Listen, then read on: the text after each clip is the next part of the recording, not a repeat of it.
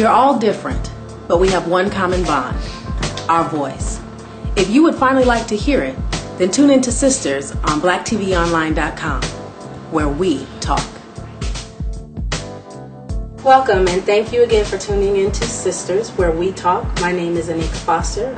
Today we are going to continue our series on Sisters with AIDS, or Sisters on AIDS. And I kind of want to preface this with talking about the down low effect. And for those of you that are unaware, the DL or down low's meaning has become something of a phenomenon, even though it's really not very new when you look at it. Men who sleep with men but do not identify themselves as gay or bisexual are down low men. And Elin Harris had made this a topic among fictional readers back in 1991, and actually previous to that with a book called Invisible Man, or Invisible Life. And 13 years later, J.L. King has written a story about his life called On the Down Low, A Journey into the Lives of Straight Black Men Who Sleep with Men. And so what we're going to talk about today is how this is affecting the AIDS topic when it comes to African American women. And I have several guests with me today, and I will introduce them, or actually ask them to introduce themselves, starting to my left. Could you introduce yourself? My name's Calvin Bird, systems engineer. Sounds good. I'm Jerome Williams, operations systems analyst at Wells Fargo. My name is Jennifer Rollin, I'm marketing coordinator. And my name is Anthony Robinson. I'm a student master's degree program. Thank you all for coming. I appreciate you all being here. I actually want to open up real quick with a story that was in the book, where the author runs into a young man, or a young married man, and they end up talking later after church and finding out that they both were living double lives, being on the DL. And they've made a great friendship, and he stayed around to make his wife trust his friend, and it ended up that he, with his lover, contracted the HIV virus. And instead of telling his wife about his double life, because obviously he would be exposed at this point, he and his friend decide that we're going to say that it was a prostitute, that he was on a trip, and that he had one night of indiscretion and weakness, and please don't leave him. And when they brought this back to the church, the interesting thing was everyone said to pray for him and stand by your man, which to an extent I understand and agree with, but the fact was that if she had known that it was an actual man that he had contracted the disease from, would she have stayed? In the story that he states, she actually stayed. They stayed in the relationship. They had a baby on the way. She was 6 weeks pregnant at the time. The way he found out, he went to get an insurance policy and get it increased, and they denied him, and that's how he found out he had contracted the disease. And so it's interesting to me that 13 years later, after Invisible Life, written by Elin Harris, that this has come up again. So it seems like it's a topic that we want to talk about, and then we leave it alone because it's being sensationalized. So one thing I want to talk to Anthony, I want to address with you, as being a member of the homosexual community. Gay community. The gay community. Is that a term that a lot of people do not appreciate? When you're talking about homosexual, you're talking about someone's sexual preference. Gay community is talking about the gay community as a society, how society looked at them. So there's a difference there in how we want to be perceived. Okay. Well, as a member of the gay community, how common is this? Are these books, to make a quick buck, are they blowing this out of proportion? Is Elin Harris and J.L. King and other authors, are they just taking this to get us to go out and buy their books or scare us? I wouldn't put Elin Harris in the same category as I would put King. Why is that? Because King is only making money, and King did not actually write that book. He had a ghostwriter, a Hollywood writer who actually wrote the book. So I'm not putting those two in the same category. Okay. But in the gay community, this is nothing new. We've known about it for centuries. This is part of our life, especially when you're talking about in the African American community. African American community do not accept homosexuality. Do not want to wake up to the fact that this is part of our life. This is who we are, and it is in our community.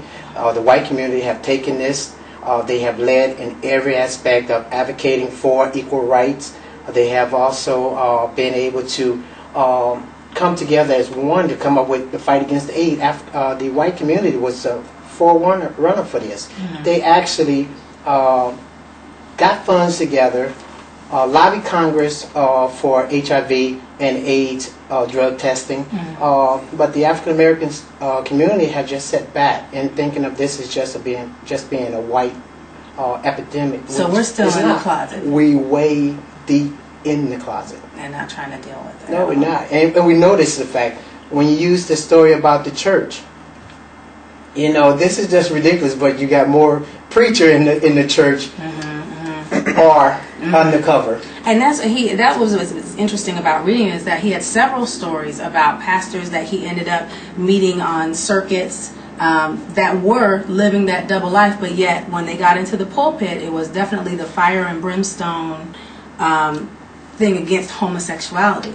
And that's one of the things that I'm curious about too. When you tell that story, it's like, okay, if these guys were two guys that were in the closet, so to speak, then, you know, how is it that they got to talking enough about this to realize that they were coming from the same place? Oh, to be able to identify. To identify. Well, from what was in the book, from what he stated, is that there is just that look, the holding your eyes as a man to looking at another man for too long, and able to actually, when they exchange phone numbers, why are you giving me your card if I didn't ask for it, type of I guess communication. And so that's what I was going to say. Well, you're absolutely right. We know. And I used the example when I was speaking to you earlier about, I was just doing some studying in the library, and guy with his wife sitting across another monitor from me, and he started up a conversation with me, and instantly I knew where the conversation was going. And again, gave me the card and said, hey, if you never asked him for any help, never asked him for anything, here's my card, why don't you call me, we get together, this and that. You know. It's just something You that, know. you know, it's just like an instinct. You know. Well, speaking to that, It's a difference between networking when you're exchanging cards, because you have something, it's almost exchange theory. They have something that you want, right, business-wise and everything else. Right. But when you're talking about trying to make a hookup or get a hookup, you know the difference. So in your situation, there was no reason for this guy There was no to reason. give you his card. No reason. No There was I was conversation. minding my own business on my own computer, doing my own research. Wow.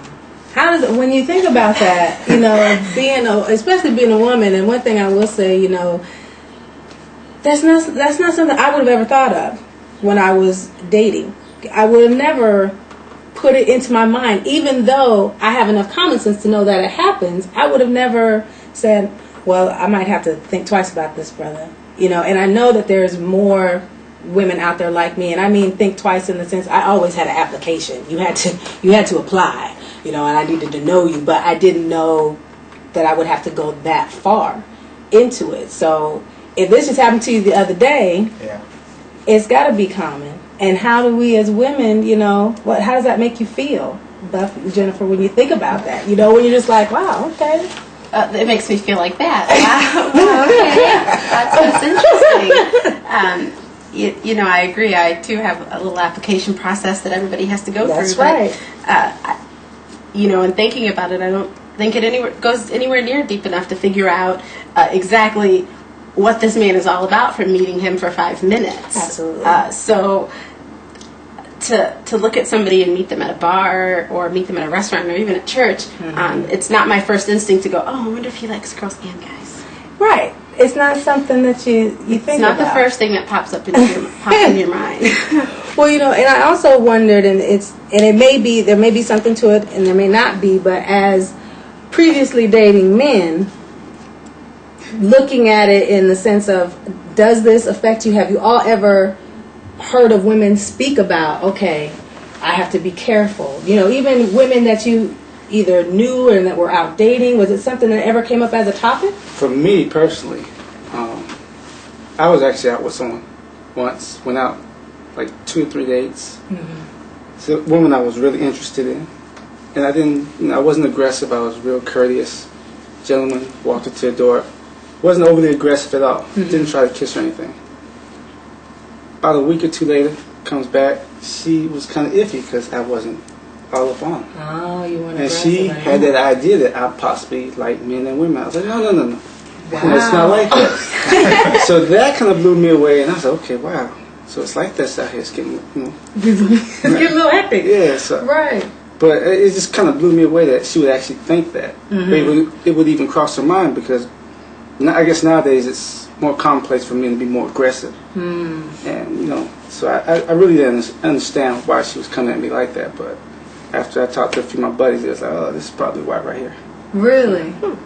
See, it's always been the opposite way for me from hearing a woman's perspective, hearing about how women come onto them, but never too many experiences about men that they've been involved with being with other men.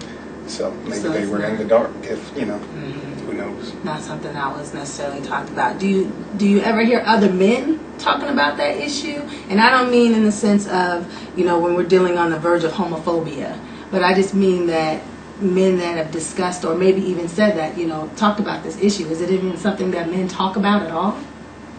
Not really. Oh, well, I've talked about it after seeing it on the show. Okay. The author of the book on the show, on the Okay. Oprah show.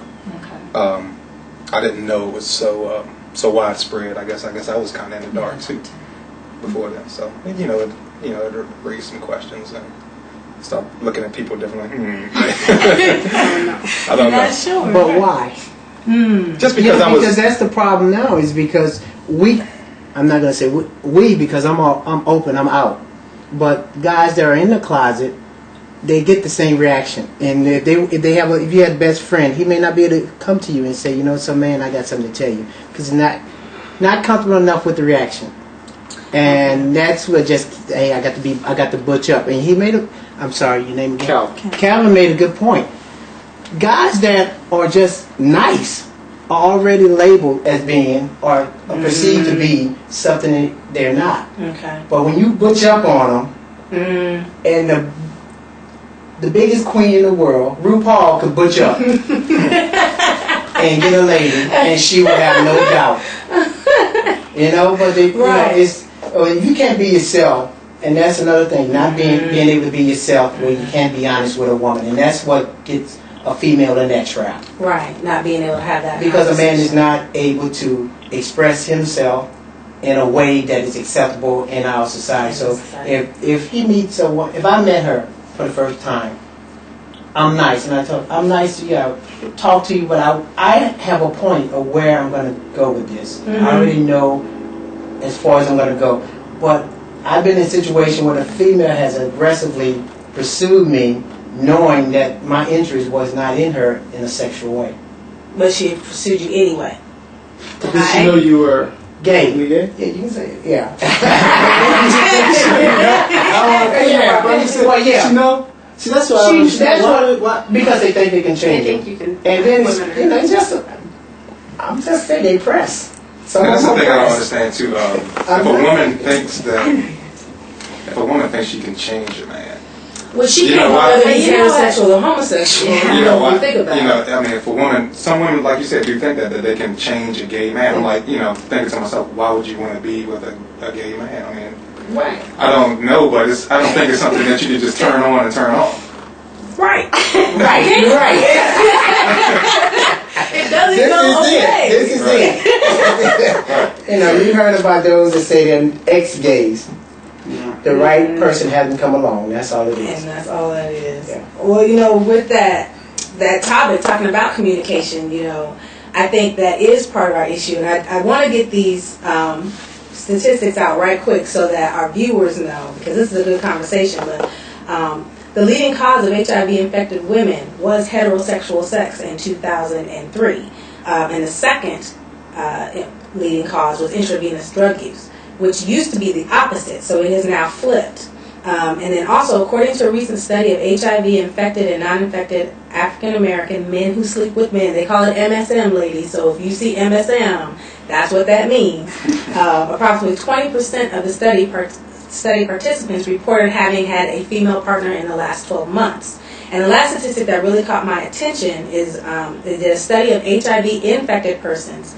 34% of African American men who sleep with men reported having sex with a woman, even though only 6% of African American women reported having sex with a bisexual man. So that means that you are not in the know. That's what that is saying. These women that were infected were not in the know that they were dealing with a man who was bisexual. And I also want to point out the fact that let's not make this be an issue where women are contracting AIDS from only homosexual men. It is not a homosexual disease. It's just the fact that now we're dealing with a whole nother piece of the puzzle that is helping spread the disease through our community. So realize that if you have unprotected sex, period, you have a risk of contracting the AIDS virus no matter who it is.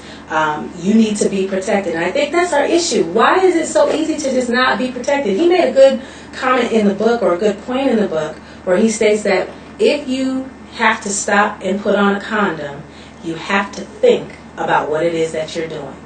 Being that I've never stopped and put on a condom, is that the case? When it's time to do that, and I'm all personal and in your business, but when it's time to do that, does it require you to actually think and assess the situation? I would say yes. A lot of people say, you're in that moment, you don't want to ruin that moment. Right. That's not really But the moment. if you really think about it, you can ruin your life. Absolutely. Instead of taking that few seconds to do what reach you under need the to bed or do. reach in your little That's secret right. spot. You strategically place it where you don't gotta walk all over the place and grab. Yeah. I think that is so interesting. And it's women. I think if women requested it more of men, it wouldn't be as widespread as it is, especially among us. Well, just request, insist. Right. Absolutely. But I have run into women that request that you do not use it. What? And I really don't understand why they would go that route when they know what's going on right now. And they're just saying, no, What the excuse, I can't feel anything. The man excuse is the issue. That's a man excuse. What are you saying? And then red flag should go up when a woman says don't use a condom. Red flag should go up on you that, hey, you may be an angry black woman trying to get back at you. Absolutely. Trying to, do what the men If do. they gave it to me, I'm giving it to somebody else, and people How many have women You can do didn't? that. How many women said that didn't use one? Did you have anyone that was emphatically like, look, you need to use one? I mean, that's not an issue because I First make you sure just say, I I did. that's the thing. So. Well, I think that's what is interesting. We're gonna close, but I think the end of it all says that it's all about responsibility. And if you're not going to protect yourself, then you are leaving yourself out there. And you can't go and point the finger. Even if this man did not tell you about his prior sexual history, whether he's heterosexual or homosexual, because you should know that, regardless of what their sexual preference are. You should know their sexual history before you decide to lay down. I think the interesting thing that came out of it was that the traditional way of being involved with someone is what has been lost. Taking your time, getting to know the person, making sure that you're comfortable with that person, being able to talk about sex with that person has left. So if we return back to what we used to, or at least were told to do, then maybe we could put a dent into what is happening to us as black women, because we are notorious for not taking care of ourselves. So I want to thank all of you for coming. I think this was a great discussion. I wish we had more time, because I know we can sit here and talk for a long time. If you have any questions or comments, please don't hesitate to email us at blacktvonline.com. My name is Anika Foster. Protect yourself and protect others. Have a good night.